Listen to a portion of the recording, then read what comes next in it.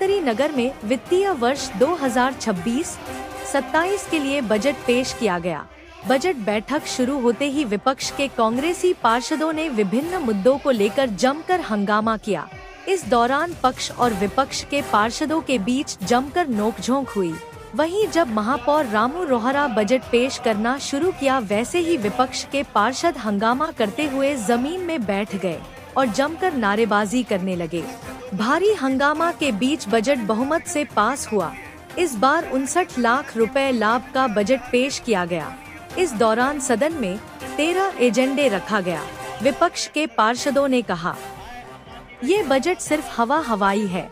जनता से जुड़े मूलभूत सुविधाओं और विकास को लेकर बजट में कुछ भी नहीं है। सत्ता पक्ष सिर्फ भ्रष्टाचार और कमीशनखोरी में लगा हुआ है। शहर का जैसा विकास होना चाहिए वैसा विकास नहीं हो पा रहा है।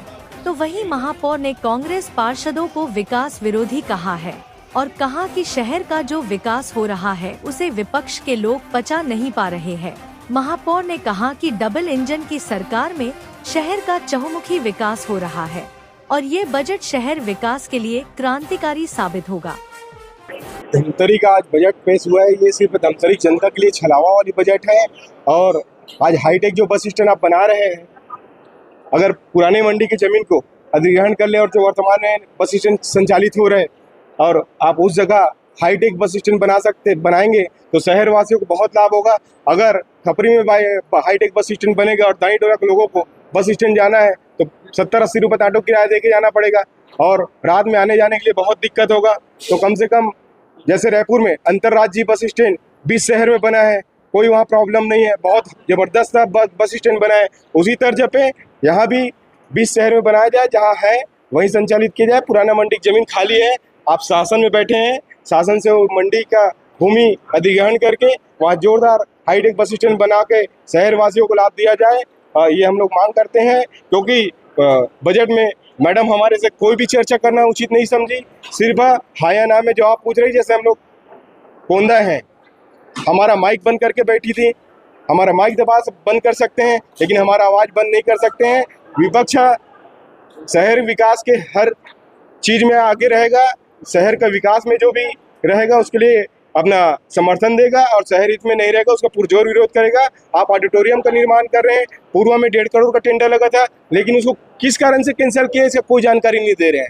जैसे ही सरकार बदला, राज्य में कांग्रेस सरकार था उस टाइम 1.5 करोड़ रुपया था और जैसे ही भाजपा सरकार आया तो कम से कम 6-7 करोड़ का काम कैंसिल किया। उसमें डाक बंगला वार्ड का जो मुक्तिधाम है उसको फिर से अभी पास हो गया है, वो काम आज खत्म हो जाता। अगर वही टाइम आगे रहता, दो साल में वो काम खत्म हो जाता, वार्ड वासियों को वो बहुत अच्छा मुक्तिधाम मिल जाता। लेकिन आप लोगों के द्वारा उस काम को कैंसिल करके फिर से आज पास करा ला रहे हैं, तो कम से कम उसको निर्माण होने में 2 साल और लगेगा। तो शहर वासियों का समय ही खराब हो रहा है और कुछ नहीं हो रहा है। इन लोगों ने बड़े बातें बस किए हैं, काम कुछ नहीं करेंगे। आज पेयजल व्यवस्था का हालत खराब है। पहले 1.5 घंटा लोगों के घर तक पानी पहुंचता था, आज 15-20 मिनट बस पानी पहुंच रहे हैं।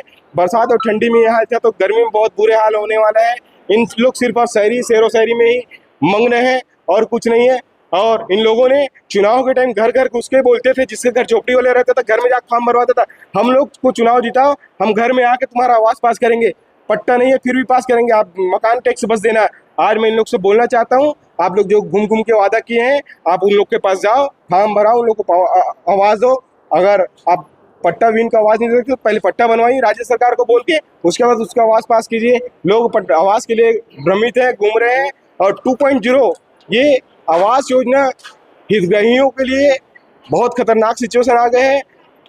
आप यकीन नहीं मानेंगे, इसका 2.0 का पेमेंट 2-3 महीने में हो रहा है, तो 18 महीने में लोग घर कैसे कंप्लीट कर लेंगे? जो लोग इस आवास योजना के पैसे के माध्यम से घर बनाना चाह रहे हैं, बना रहे हैं, उन लोग तो 2-3 महीने तक काम बंद कर देते, तो उसका घर कैसे पास होगा?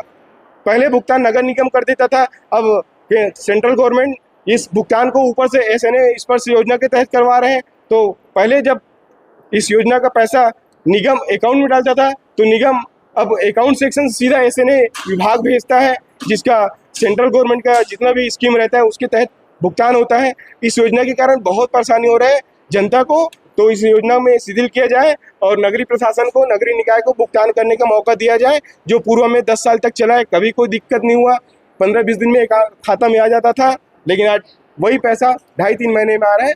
हितग्राहियों को बहुत परेशानी का सामना करना पड़ रहा है। बजट छलावा है, धमतरी का, और इन लोग सब बोल बच्चन है, कोई शहरी विकास की बात नहीं। वास्तविकता नगर निगम की क्या है वो मैंने यहाँ प्रस्तुत की है। आज नगर निगम में मैंने 59 लाख का बजट प्रस्तुत किया है। धमतरी की जो मूलभूत जरूरतें हैं उनको सारा इसमें लाया गया है। जो कार्य पिछले बजट में लाए गए थे उसमें 90% सफलता मिली है, मैंने उसका भी उल्लेख कर दिया है। आने वाले समय में कुछ अच्छे नए सड़क मार्ग बनाए जाएंगे, नई सुविधाएं दी जाएगी, आने वाले समय में नए कॉम्प्लेक्स भी बनेंगे, उसका भी प्रस्ताव मैंने इस बजट में लिया है। माननीय मुख्यमंत्री विष्णुदेव साय जी के नेतृत्व में, माननीय अरुण साहू जी के मार्गदर्शन में और माननीय अरुण साहू जी के मंत्रालय में निश्चित रूप से बड़े बड़े काम हो रहे हैं और मैं उनके लिए धन्यवाद देता हूँ। माननीय मुख्यमंत्री जी को, माननीय अरुण साहू जी को, माननीय ओपी चौधरी जी को, माननीय टंकराम जी को, माननीय सांसद रूप कुमारी चौधरी जी को बहुत भरपूर धमतरी को आशीर्वाद दे रहे हैं और धमतरी के विकास लगातार हो रहे हैं। देखिए, कांग्रेस का काम है विरोध करना और कांग्रेस विरोध करेगी क्योंकि वो खुद तो बजट पेश कर नहीं पाए। भगोड़ा मैंने बार बार शब्द क्यों कहता हूँ कि वो बजट को छोड़ के फिर जाते थे। और नई जानकारी जो मुझे आज मैं आप लोग के बीच में मैंने शेयर भी की है और बताया भी है, जो AHP जो गरीबों का आवाज जो फ्लैट बन रहा था उसको भारतीय जनता पार्टी के कार्यकाल में स्वीकृति मिली थी 2017 में। 2018 में एक नेतृत्व परिवर्तन होता है, 2019 में विजय देवंगन जी महापौर बनते हैं, 2020 में काम रुक जाता है। जैसे ऑडिटोरियम रुका वैसे प्रधानमंत्री आवास रुके, वैसे AHP रुका। ये स्थिति हो गई कि योजना बंद होने के बाद भी हम लोग तरस गए थे और ये कांग्रेस वाले लगातार इस मुद्दे को छेड़ते थे और ये नहीं समझ पाते थे कि उनके द्वारा ही रोका गया, ठेकेदार को भगाया गया। लेकिन माननीय मुख्यमंत्री जी, माननीय उप मुख्यमंत्री अरुण साहू जी से चर्चा करने के बाद 15 करोड़ 70 लाख रुपए लगभग 15 करोड़ के ऊपर की राशि है जो स्वीकृति प्राप्त हुई है और वो टेंडर भी लग गया है। ऐसे 256 और 183 यूनिट आप लोगों के बीच में अतिशीघ्र चालू होंगे। जो गरीब भटक रहे हैं, बिना व्यवस्था के रह रहे हैं, पानी नहीं है, बिजली नहीं है, ऐसे हालत में कांग्रेस उनको छोड़ के गई है। शौचालय नहीं है, कैसा जीवन वो जी रहे हैं, ऐसे लोगों को कांग्रेस छोड़ के भाग गई, जिसकी स्वीकृति हमने प्राप्त कर ली है और अतिशीघ्र आप लोगों के बीच में काम करने को दिखेगा।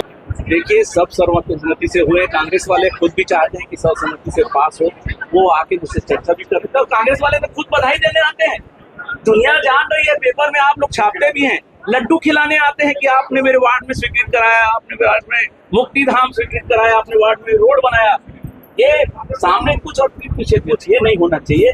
चलो, उनका धर्म है, विपक्ष है, वो अपना विपक्ष को निभा रहे हैं, लेकिन मैं समझता हूँ विपक्षी के नेताओं को आज चाहिए था कि शांतिपूर्वक बजट को सुनते, शांति से देखते, ताकि उनके बजट में उनके वार्डों का भी काम है। ऐसा नहीं कि मैंने भेदभाव किया है, मेरे लिए तो 40 वार्ड एक बरोबर है। एक परिवार के माध्यम से 40 वार्डों के पार्षद को मानता हूँ, 40 वार्डों में काम होगा। मैं कभी नहीं सोचता, न हमारी विष्णुदेव साय सरकार सोचती कि कौन कांग्रेसी कौन भाजपा है। हमारा तो हित जनता के लिए, सत्ता तो एक माध्यम है। अंतिम छोर में बैठे व्यक्ति के पास हमारी योजनाओं का लक्ष्य पहुंचे, लाभ पहुंचे, ये हमारा प्रयास रहता है।